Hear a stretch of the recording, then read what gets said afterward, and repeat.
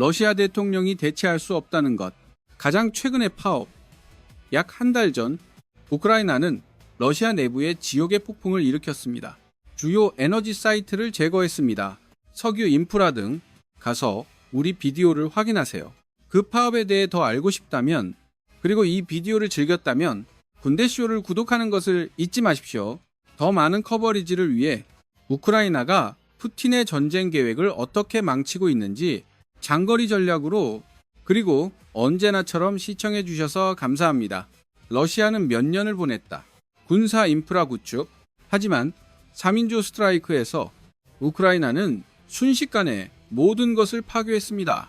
트리플 스트라이크 콤보를 터뜨리면서 미국에서 무기를 사용한 것, 영국과 그 자체의 장거리 무기, 이것은 엄청난 파업이었습니다.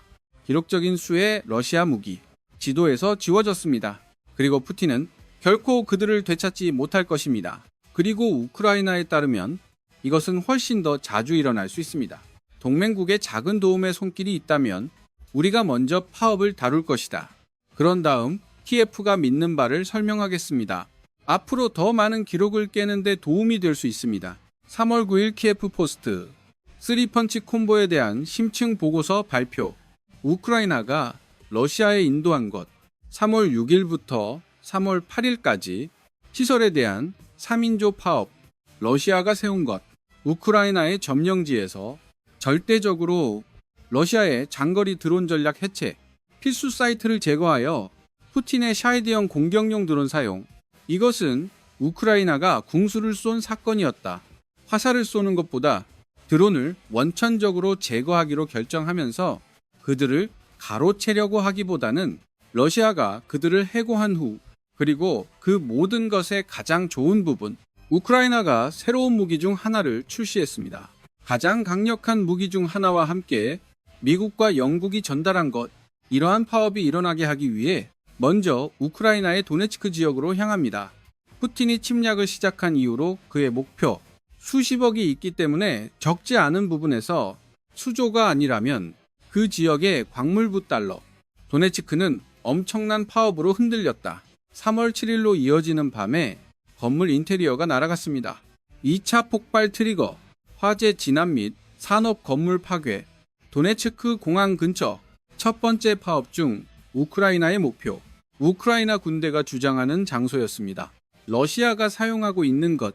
샤이드 드론을 우크라이나로 발사하기 위해 적어도 2024년부터 키위 인디펜던트도 파업에 대해 보도했습니다. 우크라이나가 방출했다고 합니다. 미국이 만든 아타춤 미사일의 치명적인 조합 스톰 섀도우 또는 두피 미사일과 함께 영국과 프랑스에서 온 목표를 파괴하기 위해 오늘 아타존과 두피 미사일이 현장을 강타했습니다. 적에 의해 창고로 사용되는 도네츠크 공항 근처. 샤이드형 스트라이크 UABS 준비 및 출시. 우크라이나 군 총참모부 텔레그램 추가의 발표. 미사일 부대에 의해 수행되었습니다. 그리고 우크라이나 육군의 포병, 항공기와 협조하여 우크라이나 공군의 게시물에는 동영상이 첨부되었습니다. 정찰 드론이 쏜 것 같습니다. 이 서양 무기에 의해 만들어진 미친 영향, 총성이 발사된다. 미사일 착륙, 그리고 목표물에 남은 것은 잔해뿐입니다. 검은 연기처럼 땅에 하늘로 흐르는 다른 이미지들이 그 이후로 나타났습니다. 도네츠크 공항에 파괴된 건물들, 그리고 더 많은 연기가 하늘로 피어오릅니다. 낮 시간까지 이 모든 것이 우리에게 말해준다. 러시아는 우크라이나가 내놓은 것에 대해 아무런 대답이 없었다. 그 방공호는 쉽게 침투했다. 우크라이나의 발사장 반출 허용, 러시아가 사용하고 있는 것, 드론 공격의 자체 파도를 시작합니다. 우크라이나 영토 반대, 과소평가하지 마세요. 이런 파업이 얼마나 중요한지, 러시아에 맞서 스스로를 방어할 수 있는 우크라이나의 능력에 3월 2일 유나이티드 24 언론이 보도한 바와 같이 러시아는 우크라이나를 상대로 O-59대의 장거리 드론을 배치했습니다. 드론 수가 13% 증가한 것을 나타냅니다. 1월, 3월, 10일 출시. 비즈니스 인사이더는 우크라이나의 대통령이라고 언급했습니다.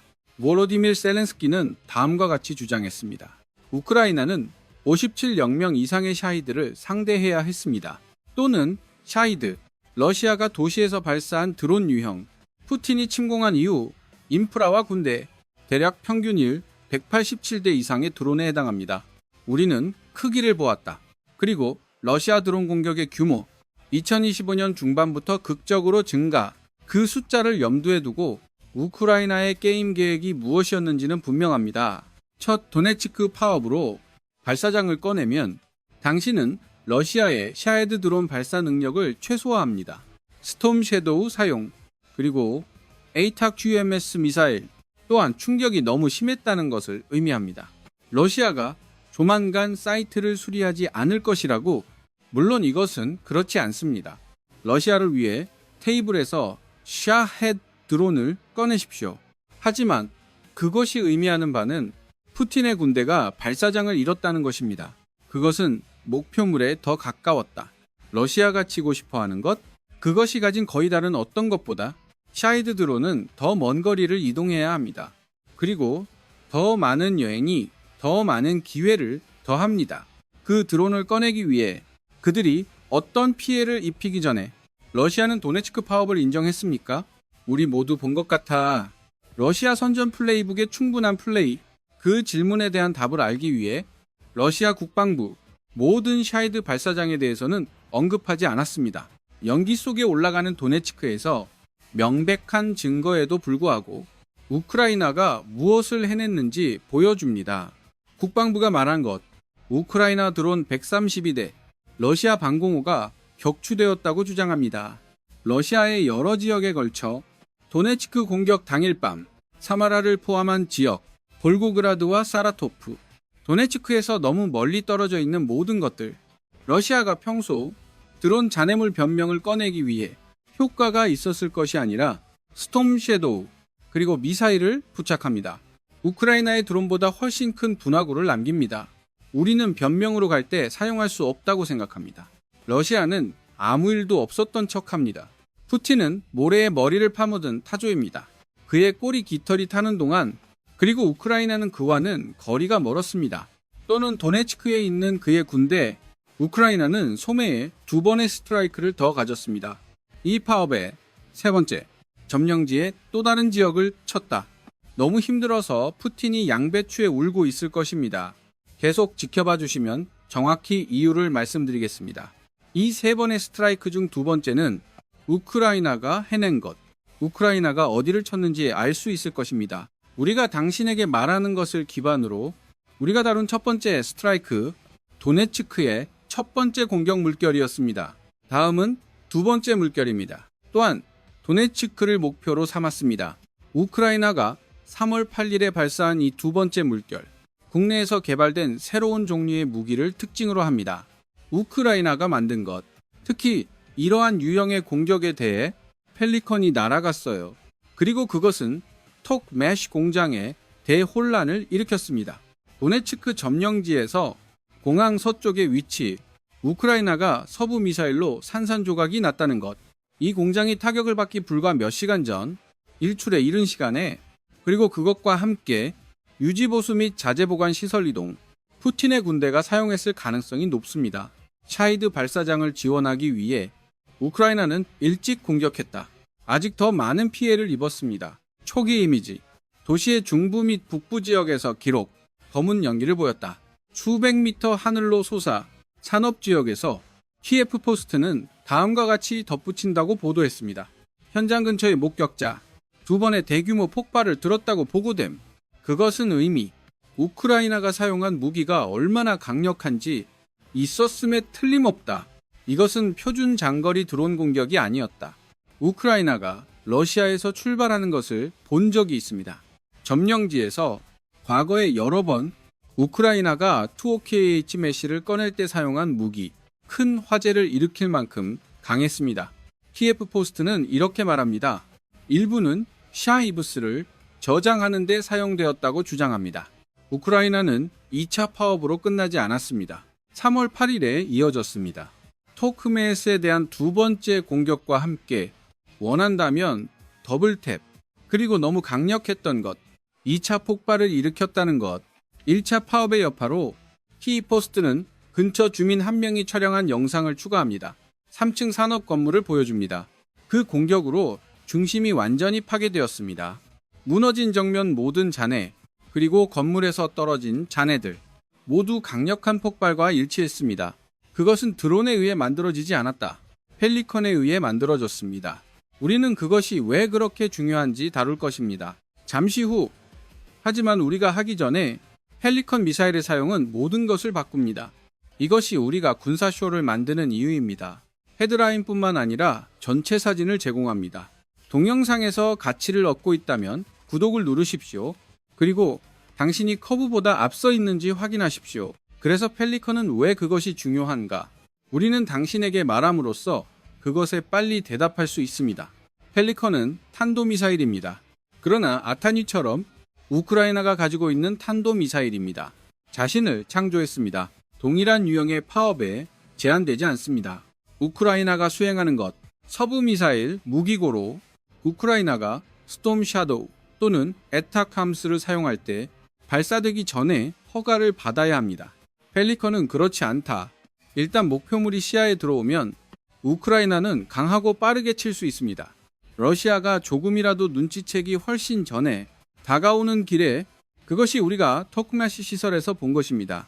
적어도 3월 8일에 초신성 플러스 텔레그램 채널에 따르면 T-포스터가 주장하는 내용, 우크라이나가 FP9 펠리컨 미사일을 발사했다는 것, 후속 조치에서 도네츠크로 러시아의 샤이드 인프라 공격, 이 미사일이 그러한 공격에 가져오는 순수한 화력, 우크라이나는 거대합니다. 단일 펠리컨은 최대 850kg로 포장할 수 있습니다. 또는 870파운드가 조금 넘는 고폭발물, 일반적인 것보다 더 세게 치는 것을 의미합니다. 잘하는 장거리 드론, 화력의 10분의 1을 목표물로 운반하기 위해 펠리컨에 대해 알려진 것은 거의 없습니다. 유나이티드 24 미디어가 3월 9일에 보도했지만 우크라이나의 파업 이후 이 새로운 탄도미사일이 자거리는 약 800km입니다. 또는 폭풍보다 더 긴 497마일, 그리고 우크라이나가 첫 번째 공격에 사용한 에이탁 미사일, 그리고 그것은 우크라이나가 미사일을 개발했음을 암시합니다. 러시아 내부에서 파업을 하다 점령지 외에 고속탄도 미사일로 펠리컨은 또한 매우 어렵다. 러시아의 방공호가 요격하기 위해 우리는 그것이 이유라고 말할 수 있습니다. 러시아가 집결하지 못한 이유, 모든 종류의 응답, 우크라이나의 탄도미사일 사용에 이 두 공격에서. 그러나 그것은 쉽게 내려놓을 수 있습니다.